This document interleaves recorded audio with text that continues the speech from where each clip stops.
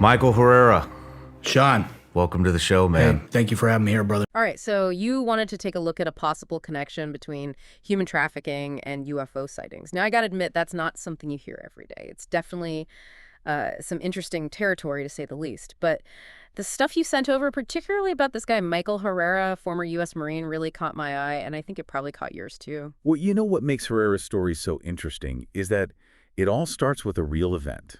You know, the 2009 earthquake and tsunami in Indonesia. He was there as part of a humanitarian mission, sent in to help with relief efforts. Yeah, a major event that was all over the news. But then here's where things start to get a little strange. His unit was the only one sent to this one specific location in western Indonesia. And get this, they were sent in without any communication equipment. That's not exactly standard procedure for a military operation, is it? No, definitely not. It makes you wonder about the real purpose of the mission. Yeah. Was this deliberate? Were they trying to keep them isolated? Were they being sent into a situation where they had to maintain secrecy at all costs?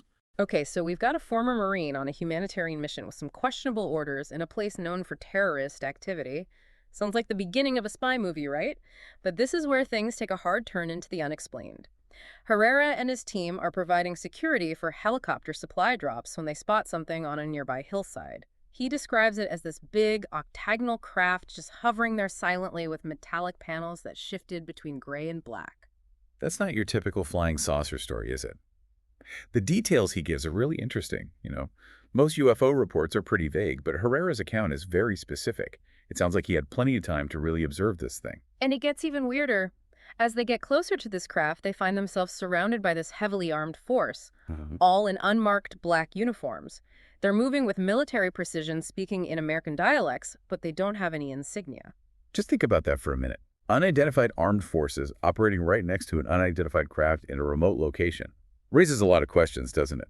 Who are these people? Who are they working for? And here's another thing that's hard to wrap your head around. They're taking pictures of the Marines' IDs with devices that look like smartphones.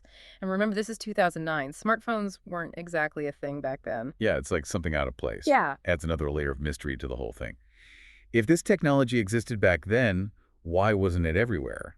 Or are we dealing with something even more unusual? It's a piece that doesn't quite fit, does it? Now, while all this is going on, unarmored military trucks show up carrying these large sealed containers.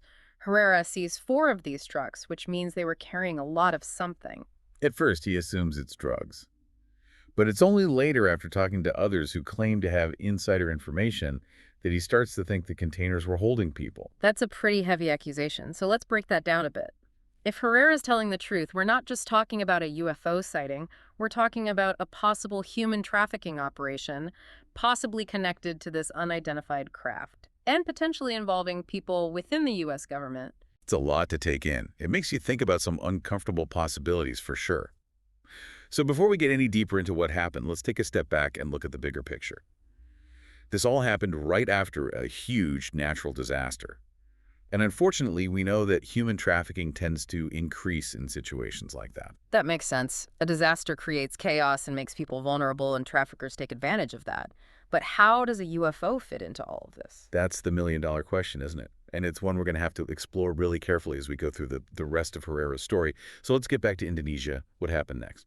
Well, we've got this mysterious craft, these unidentified armed personnel, and these sealed containers, probably full of people. Herrera watches as these containers are loaded onto a platform under the craft. And then what? Does this thing just fly away? Not exactly. What happens next is even more unbelievable. We'll get to that after the break. So the platform's loaded. Everything's tense. What happens next?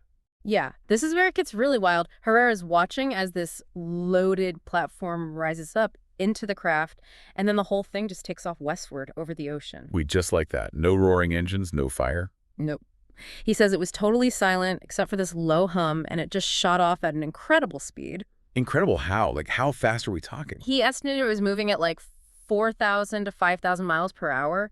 He said it was like a fighter jet going supersonic, but without the sonic boom. That's insane. I mean, to put that in perspective, the fastest manned aircraft, the X-15, only hit a little over 4,500 miles per hour, and that was just for a short burst. And even then, it made a huge sonic boom. Exactly. So if Herrera's right, then whatever he saw was using technology that's way beyond anything we know about. Okay, so we've got this possible human trafficking, a craft, breaking the laws of physics, and then what? Does Herrera report this? Does he go to someone? Well, he tries to, but it gets even creepier. Back on the ship, Herrera realizes that his camera, the one with the pictures and videos of everything, is gone. Gone. Just gone. Vanished. And to make things worse, they confiscate all the phones from his fellow Marines. This is sounding like a cover-up. Someone really wanted to bury this whole thing. It does seem that way, doesn't it? But it gets worse. A month later, back at Pesa, Herrera's called in for an interrogation. An interrogation. By who? He described this older guy in an Air Force uniform, but no name tag, which he found out later is against regulations. The guy never actually says who he is, but he makes it very clear that there will be serious consequences if Herrera talks. That's scary. What did this guy want? He wanted Herrera to sign a non-disclosure agreement, an NDA, and it specifically mentioned TSSCI and Indonesia. Okay, now for people who don't know, TSSCI stands for Top Secret Sensitive Compartmented Information. It's a level of classification that's even higher than top secret. It means you're dealing with some really sensitive stuff and you only get access if you absolutely need to know. So this NDA mentioning TSSCI and Indonesia, it suggests that whatever Herrera experienced is officially classified and super sensitive. It lends some weight to his story, wouldn't you say? Why go through all this trouble to silence him unless there was something huge to hide? Right. And we're talking about a former U.S. Marine here, someone who swore an oath to protect his country. It's not like him to make up a story like this. You're right. And we always have to be a little skeptical with these kinds of stories, but we also have to think about how credible the witness is. In Herrera's case, his military background, the fact that his story stayed consistent over time, and the details that match up with what other people have said, all make his story more believable. Yeah, and speaking of those matching details, Herrera's not the only one who claims to have seen things like this. He mentions a Stinger operator who saw a crashed craft being recovered in South America, guarded by a similar group in unmarked black uniforms. Right, and there are other reports, some going back decades, about these mysterious black helicopters, unidentified people with advanced tech, and even stories of people being abducted. It's hard to ignore a pattern like that. Makes you think there's something bigger going on. And it brings us back to the main question, if this is really happening, who's behind it all? Is it some rogue group within the government, a private company, or something completely different? The possibilities are fascinating and disturbing at the same time. We've covered a lot of ground here, haven't we? A former Marine, a possible human trafficking ring, a craft that seems to defy physics, a cover-up, and stories from other people who've seen similar things. It's a lot to process. Where do we even start trying to make sense of all this? Wow, this deep dive has taken us down some pretty crazy rabbit holes. We started with the humanitarian mission and ended up talking about super advanced technology, government secrets, and the really scary idea of human trafficking. It all feels like something straight out of a sci-fi movie. But when you hear the details that Herrera gives and the fact that other people had said similar things, it's not so easy to just dismiss. Yeah, it's a real tangled web, isn't it? And the biggest question of all is this. If these things are actually happening, if there really is technology that can go over 4,000 miles per hour without making a sound, what does that mean? What does that say about everything we thought we knew? That's the part that blows my mind. It challenges everything we know about physics. Are we talking about some kind of anti-gravity thing? Or maybe they figured out how to warp space-time. Scientists and engineers have been working on those ideas for decades. The idea of these exotic propulsion systems is out there, but it's usually considered fringe science. But if Herrera is telling the truth, it means someone somewhere has actually made it work. Which leads to a whole new set of questions. Who has this technology? Is it a secret government project? A private company? Or something even stranger? Herrera's story and the other stories he talks about suggest a level of secrecy that goes way beyond normal military stuff. We're talking about these unacknowledged special access programs, or SAPs, where even the fact that the project exists is a secret. So these things could be happening in a place where there's basically no oversight, no one to answer to, and the public is kept totally in the dark. Exactly. And that brings us to another disturbing part of Herrera's story, the human trafficking. Yeah. If it's true, it means this advanced tech could be used for some really bad things. You mentioned that human trafficking often happens more after natural disasters. Is there anything in Herrera's story that matches up with what we know about trafficking, or does it point to something new, something even worse? Well, usually traffickers move people across borders using normal ways like trucks, planes, boats. But Herrera's story suggests something way more advanced and technological.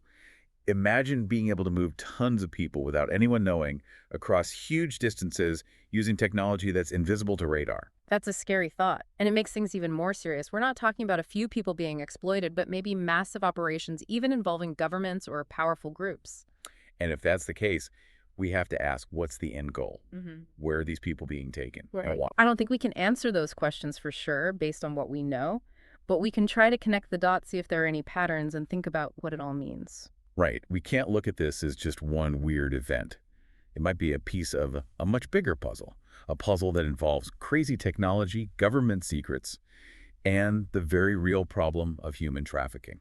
It's a puzzle that leaves us with a lot more questions than answers, but maybe that's the whole point of doing a deep dive like this.